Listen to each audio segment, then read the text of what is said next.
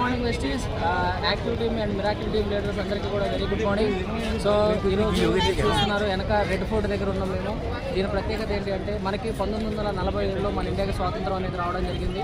So ఆ స్వాతంత్రం వచ్చిన దగ్గర నుంచి ప్రతి ఆగస్టు 15కి మనకి ఇండిపెండెన్స్ డే అనేది ఫ్లాగ్ ఇనాగ్రేషన్ అనేది ఇక్కడ జరుగుతుంది.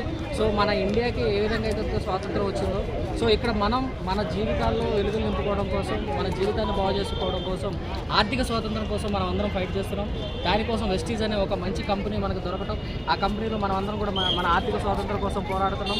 అందులో భాగంగా మాకు ఇక్కడున్న లీడర్కి కొంచెం ఆర్థిక స్వాతంత్రం వచ్చింది కాబట్టి ఈరోజు ఇక్కడికి రావడం, ఈ ట్రిప్ అంతా ఎంజాయ్ చేయడం జరుగుతుంది. V20 యానివర్సరీకి రావడం జరుగుతుంది.